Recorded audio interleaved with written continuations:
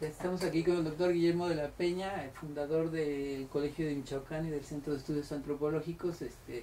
Muchas gracias por aceptar esta entrevista. Él nos visita ahora con motivo del 10º aniversario luctuoso de don Luis González y González, uno de los fundadores de este colegio. Y bueno, las preguntas, la primera pregunta que me gustaría hacerle al doctor Guillermo de la Peña es que nos contara un poco cómo fue que surge el proyecto de crear un centro de estudios antropológicos en Zamora y bueno, en el Colegio de Michoacán, y también cómo surge el contacto con Luis González y en fin, que nos diera un poco el panorama general de esa historia inicial.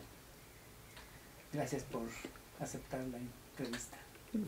Gracias a ustedes por invitarme. Bueno, yo por supuesto había oído hablar de Luis González cuando era estudiante, pero cuando regresé de Inglaterra a principios de los 70, mi mentor de mis años de estudios en México, Ángel Palerm, me dijo, hay un libro muy interesante que se publicó hace poco y que tienes que leer porque además está muy bien escrito, pero habla de un México muy poco estudiado, el México que podríamos llamar de una cultura casi idealizada del México rural. Y ese libro era Pueblo en Vilo, y me dijo, además, lo vas a gozar leyéndolo, porque está realmente escrito con gran amenidad y como una obra literaria. Y entonces, pues, no encontraba el libro, porque se había agotado. Por fin, en la librería del Colegio de México encontré la primera edición, que era, yo creo que es la mejor que se hizo. Bueno, luego hay una del Colegio de Michoacán que no la conozco, pero esa primera edición estaba muy bien hecha, muy bonita, y efectivamente era un libro muy disfrutable, muy gozable, que te daba ciertas intuiciones del México rural poco trabajadas, digamos, por otros autores. Y bueno, pues después leí más cosas de Luis González. Había leído su capítulo sobre indígenas mexicanos en el siglo XIX, en la historia moderna de México, me había gustado mucho. Y luego leí otras cosas, ensayos, cuando salió el número 100 de la revista Historia Mexicana, Luis González escribió una historia del Centro de Estudios Históricos, muy divertida. Y bueno, en esto era la época en que muchos queríamos salirnos de la Ciudad de México, muchos académicos queríamos salirnos de la Ciudad de México. La década de los 70 había sido una década un poco complicada. La Ciudad de México no era un lugar muy agradable para vivir.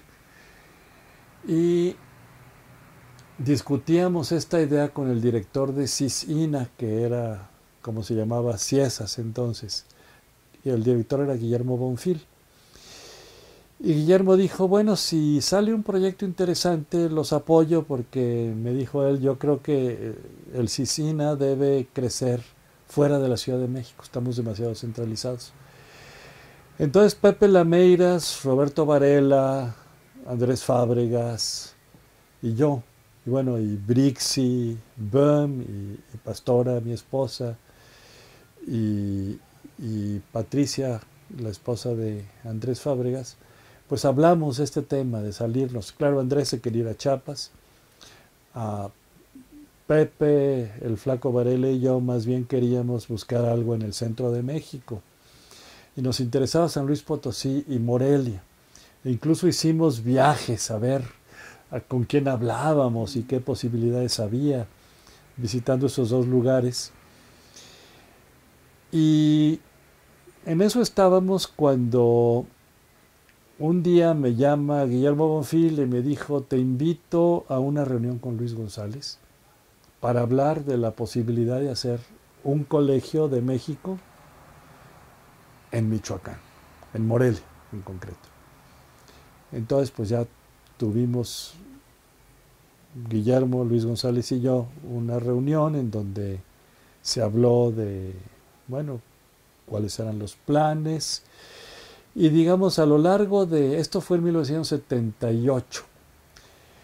Y también, bueno, yo en esa época estaba trabajando en la UAM Iztapalapa y ahí estaban también Pepe Lameiras y Roberto Varela,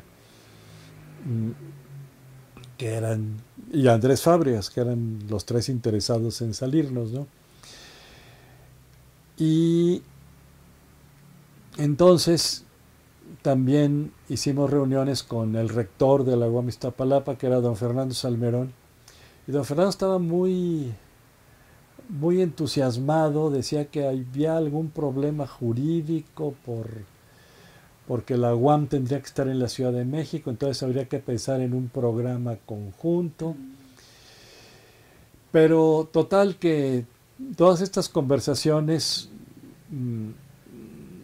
terminaron un día que Luis González nos dijo, ya tengo el presupuesto, pero el colegio tiene que fundarse en hay que declarar la fundación del colegio este año y que empiece a funcionar el siguiente, porque es la forma de asegurar un presupuesto federal, y yo quiero un presupuesto federal, no quiero presupuestos estatales.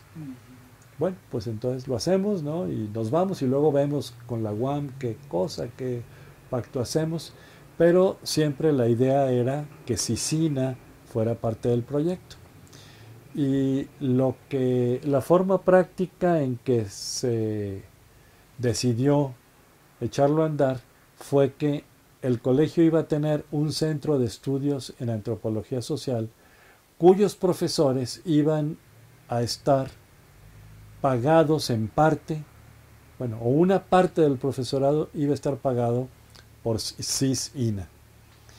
Y poco a poco, cuando el Colegio de Michoacán fuera ampliando su presupuesto, esos profesores ya pasarían a formar parte del Colegio de Michoacán, pero que CISINA, luego CIESAS, mantendría un proyecto colectivo de investigación en el occidente de México que se llamaba Programa de Investigaciones Antropológicas en el Occidente de México. Y iba a tener sede en el Colegio de Michoacán.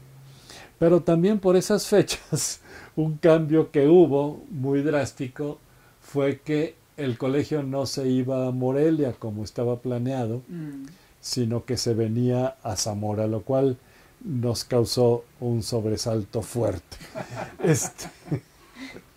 Porque Morelia nos gustaba mucho, pero pues al parecer la Universidad Nicolaita no veía con buenos ojos la fundación del colegio. Incluso había la amenaza explícita de que si se fundaba el colegio de Michoacán, la universidad se encargaría de tomarlo para que formara parte de la universidad.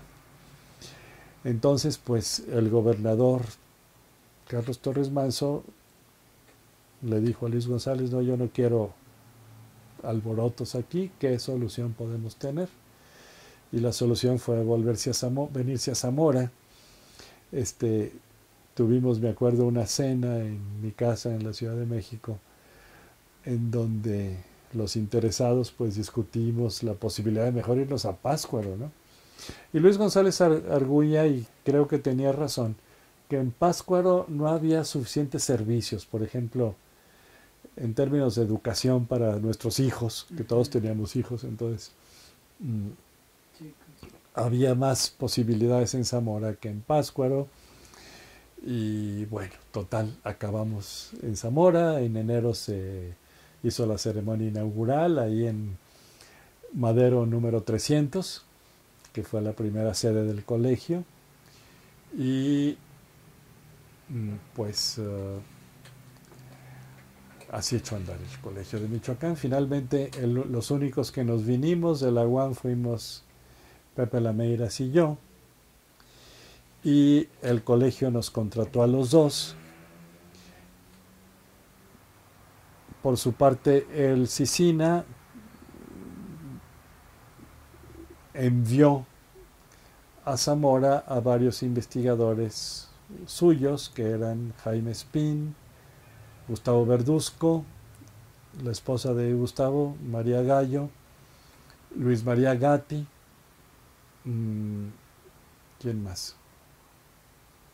Pues esos 4. Después vino también Brixi, Bem y Jesús Tapia, claro.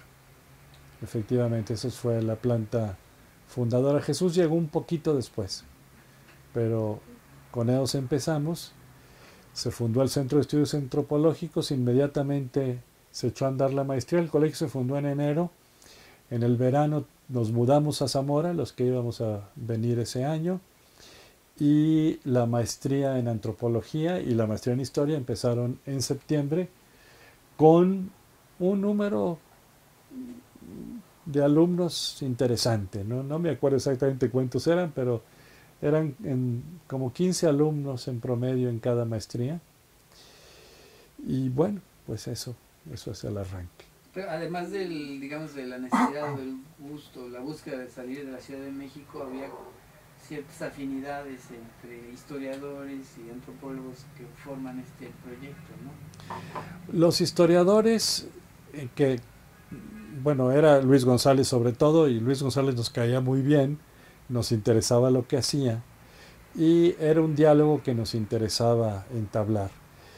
Las otras perspectivas del Centro de Estudios Históricos eran el padre Francisco Miranda, que fue el primer director del Centro de Estudios Históricos, y 2 historiadores que al principio, que tardaron un poco en venir, pero que estuvieron en el proyecto desde el comienzo, que fueron Andrés Lira y Jean Meyer. Y también se incorporó desde el principio Heriberto Moreno, un historiador más joven, bueno, más, digamos, que todavía estaba en proceso de formación, pero que ya había escrito cosas muy interesantes. Y ¿quién más? Álvaro Ochoa, pero Álvaro primero fue secretario general del colegio y luego decidió entrar a la maestría. Entonces tardó en incorporarse a la planta de profesores. Carlos Herrejón también llegó, pero un poco más tarde, llegó como 2 o 3 años después. Y bueno, luego había personajes así un poco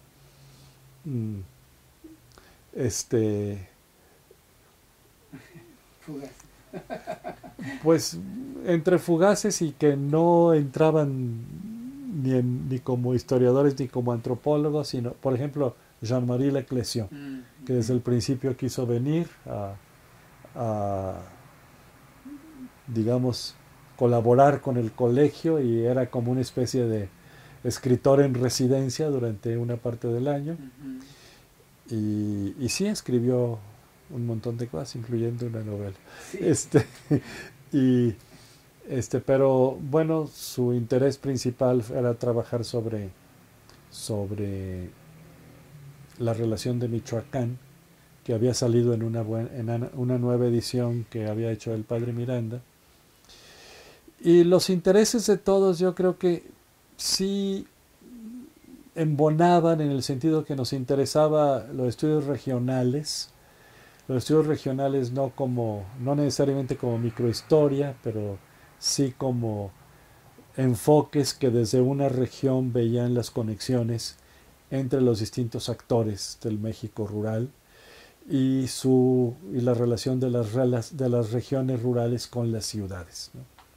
Entonces, Pepe Lamérez y yo trabajábamos sobre el sur de Jalisco, Gustavo Verduzco y María Gallo sobre la región del Valle de Zamora, sobre el Bajío zamorano, como le decíamos.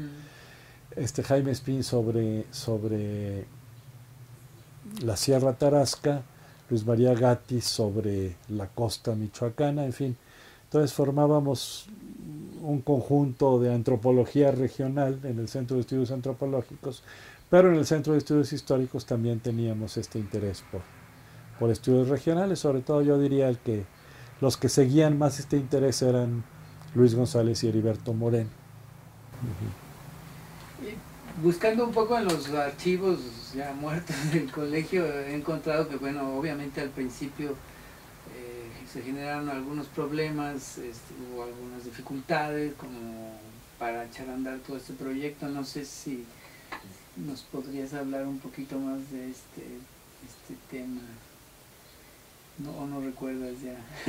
No, pues recuerdo cosas, ¿no? Pero, mira, había, yo diría, había una cuestión que no se explicitaba mucho, pero que causaba ciertos resquemores, y es que el Centro de Estudios Antropológicos tenía un presupuesto independiente. Es decir, tenía un presupuesto que venía de la institución del Colegio de Michoacán y un presupuesto que venía de otra institución, que era el CICINA, luego CIESAS. Pero eso nos permitía que nuestros alumnos hicieran trabajo de campo. Es decir, los alumnos de antropología tenían financiamiento para salir a otras partes. Algunos lo hacían en Zamora, pero la mayoría hacía trabajo de campo fuera de Zamora y eso tenía financiamiento. Entonces era un financiamiento adicional. Y otra cosa es que al comienzo no había becas CONACYT para todos los alumnos. Entonces había estudiantes de historia que no tenían beca. Pero los estudiantes de antropología, si no tenían beca CONACYT, tenían una beca de CIESAS, bueno, de CICINA. Okay. Entonces y además luego nos movimos los antropólogos y conseguimos más financiamientos, en concreto de la Fundación Ford, y también eso lo manejamos aparte. Entonces de repente los antropólogos éramos los riquillos, los privilegiados que podíamos hacer más cosas, lo cual, bueno, quizás no era muy propicio. Otra cosa es que, digamos, la tradición del Colegio de México era una tradición muy vertical, de organización muy vertical, o sea, muy autoritaria, digamos. Y los que veníamos de la UAM Iztapalapa y de CICINA, teníamos la tradición de tener cuerpos colegiados. Entonces, nosotros teníamos un colegio de profesores en el cual había representación de alumnos que tomaba las decisiones. Y eso a los historiadores del Colegio de México les parecía muy exótico.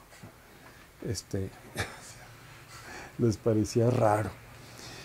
Y luego, pues a sugerencia nuestra, Luis González aceptó que hubiera un consejo consultivo de todo el colegio, donde hubiera representación de historiadores, de profesores de historia, profesores de antropología.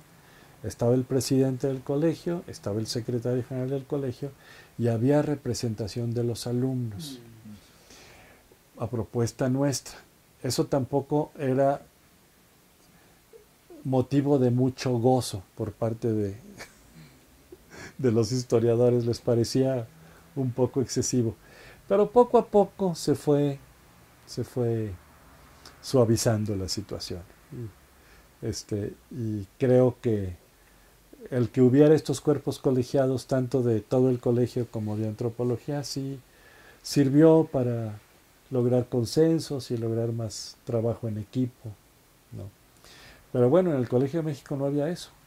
No había ni cuerpos, ni colegios de profesores de los centros, ni mucho menos un cuerpo colegiado de todo el colegio, ¿no? Había las autoridades y la junta de gobierno, ¿no? Y esto pues fue una innovación, digamos,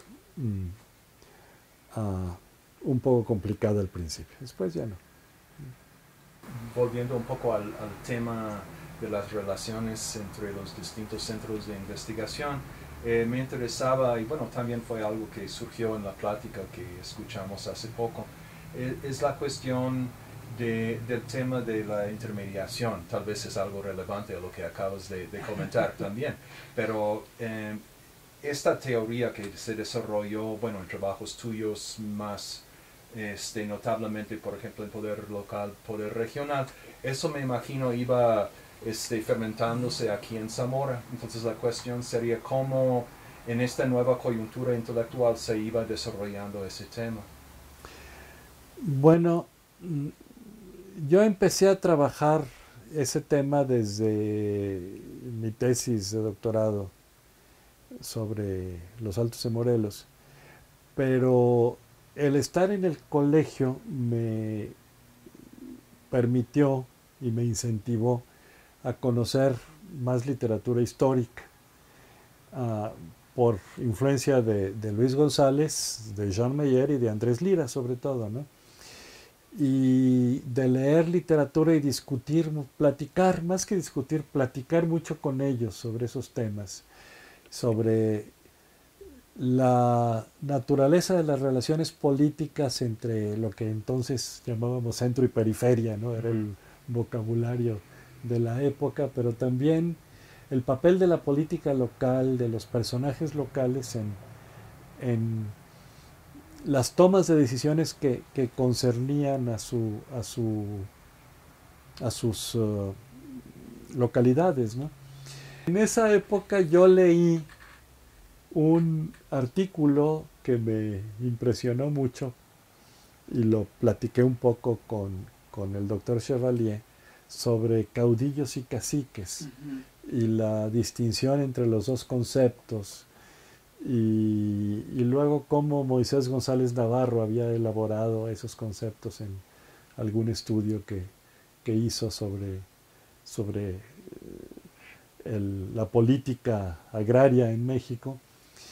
Y eso me interesó mucho y empecé a escribir sobre eso, ¿no? Empecé a escribir sobre eso primero en un artículo sobre la antropología y el estudio de las regiones que salió en Relaciones, en la revista del Colegio de Michoacán. Y luego en posteriores artículos, algunos sobre el sur de Jalisco, que era donde yo hacía trabajo de campo. Y bueno, gracias a Andrés Lira, luego empecé a leer novelas del siglo XIX. Gracias a Andrés Lira y a Cecilia Noriega, empecé a leer novelas del siglo XIX, donde venía toda esa información. Y creo que, bueno, también lo que escribían en esa época Andrés y Jean, y el propio Luis González, pues tejía sobre esos temas. Entonces, algún día a lo mejor yo a lo mejor lo podría hacer, ver las interrelaciones que hay entre las publicaciones de esa época, las mías y las de los historiadores, las de Pepe Lameiras. A Pepe Lameiras también trabajaba el sur de Jalisco, y a Jesús Tapia estaba trabajando sobre política local y religión aquí. Jaime Espín un poco sobre antropología política en la sierra. Entonces eran temas de discusión común, ¿no? Gustavo Verduzco trabajaba sobre la formación de élites aquí en Zamora.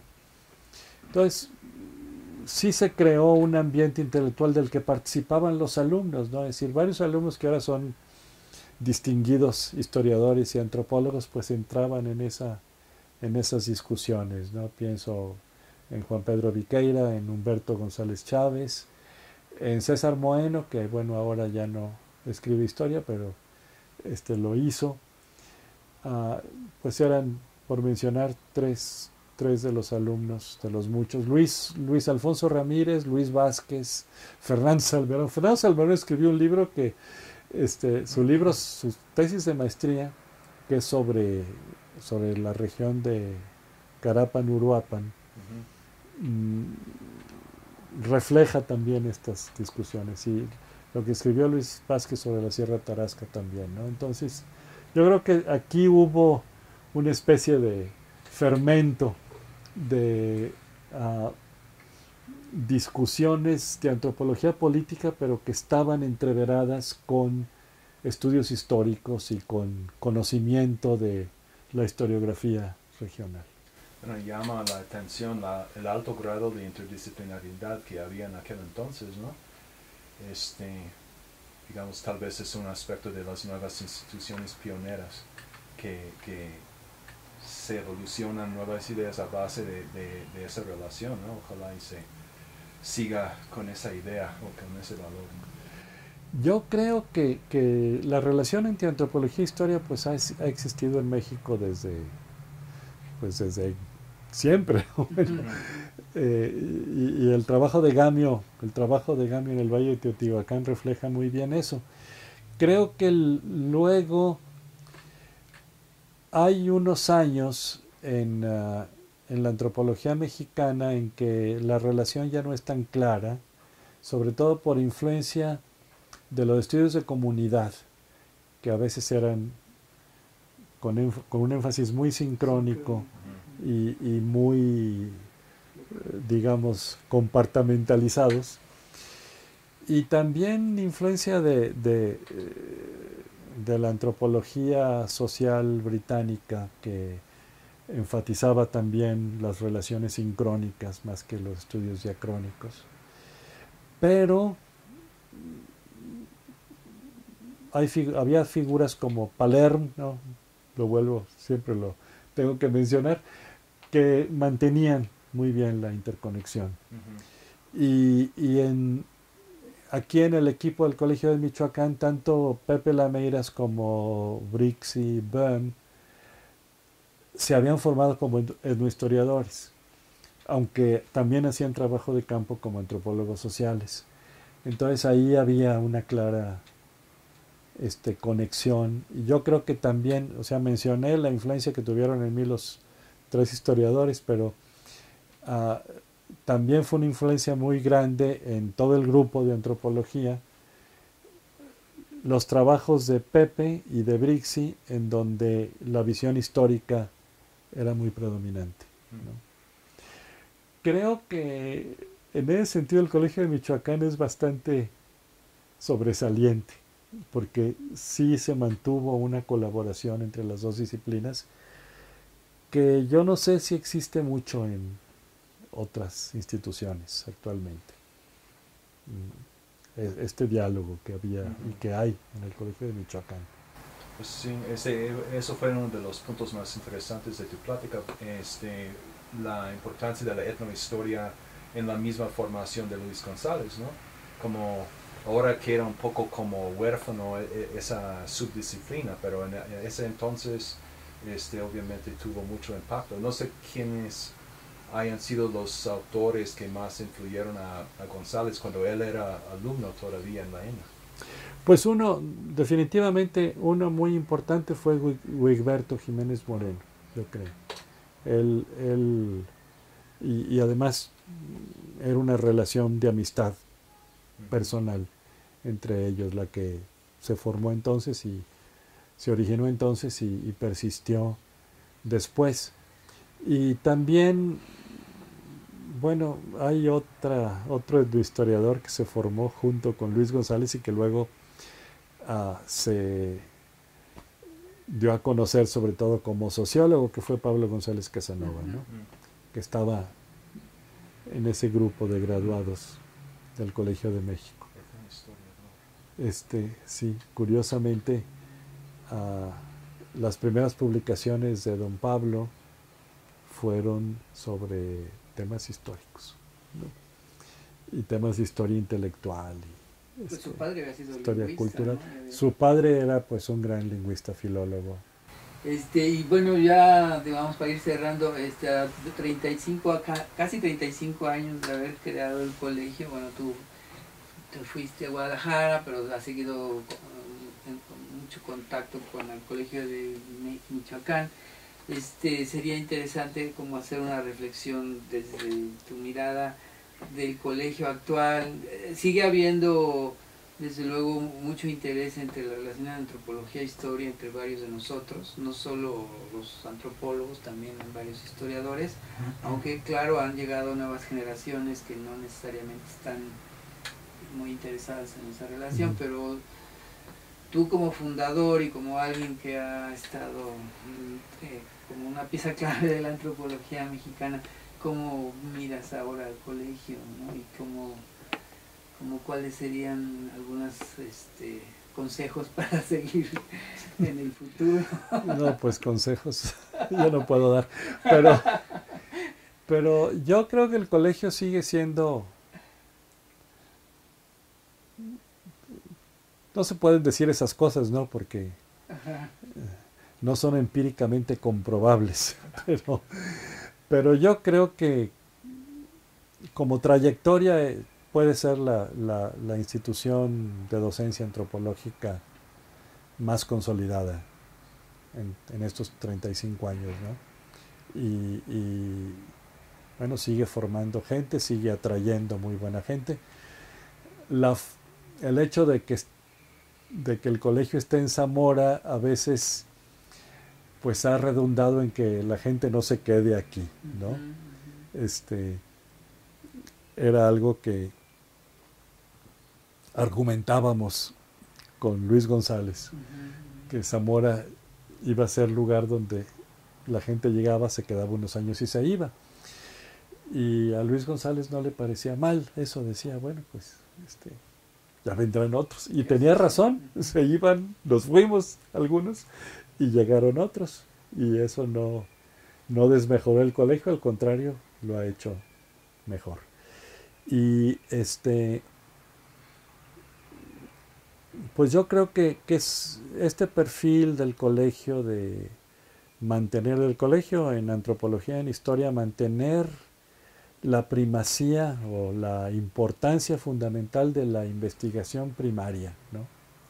El trabajo de campo, el trabajo de archivo, no dejarlo, hacerlo parte integrante de la formación de los alumnos. La relación de trabajo entre profesores y alumnos, los profesores están presentes en el trabajo de los alumnos y viceversa, ¿no? No se sigue este modelo que yo creo que es muy perjudicial, en donde los profesores dan clase y luego los alumnos se hacen bolas, sino que aquí se sigue trabajando en conjunto, ¿no? Eso creo que es una de las claves, aparte de la calidad de los profesores e investigadores y la buena selección de alumnos, que ha mantenido al colegio en esta situación, ¿no? Y también quisiera decir que las publicaciones del colegio han sido cada vez más importantes, ¿no? La revista Relaciones pues tuvo un arranque con muy pocos recursos, pero fue funcionando, fue creciendo, y ahora es una revista que yo diría forma ya parte indispensable de la bibliografía antropológica e historiográfica mexicana, ¿no? Lo cual pues es muy, muy satisfactorio para quienes estuvimos aquí, ¿no? Y también supongo para los que están. Bueno, tú fuiste parte de los fundadores de la revista. Claro, también. sí. O el fundador, ¿no? ¿O no? Bueno, la fundadora fue Pastora Rodríguez Riñoa, pero bueno, yo sí empujé mucho la revista, es decir, y Jean Meyer, muchísimo. Creo que la insistencia era en no hacer un boletincito así medio parroquial, sino hacer una revista que fuera tan buena como la mejor de México, ¿no? A pesar de que no teníamos los recursos de otras revistas, ni un cuerpo de investigadores tan importante como en otras partes, pero creo que salió. Y los libros que publica el colegio, los coloquios, es decir, esa tradición de coloquios, esa fue una muy buena idea de Luis González, es decir, y de Guillermo Bonfil, hay que agradecérselos a los dos, porque salió precisamente en una de esas reuniones preliminares a la fundación. Hay que hacer una reunión nacional cada año de historia y antropología con enfoques regionales y traer a gente de todo el país y de todo el mundo, ¿no?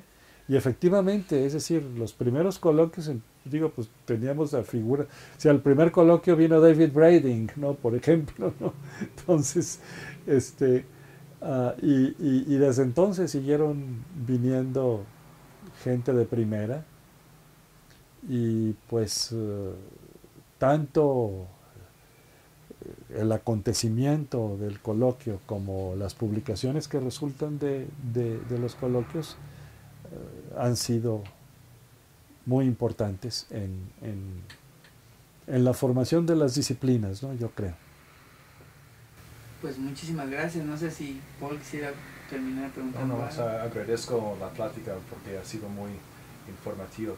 Ojalá y se difunda bastante esta información, ¿no? Bueno, yo agradezco su invitación y me da mucho gusto estar aquí. No, pues muchas gracias y esperemos que nos visites con mucha frecuencia todavía. Cuando me inviten yo vengo.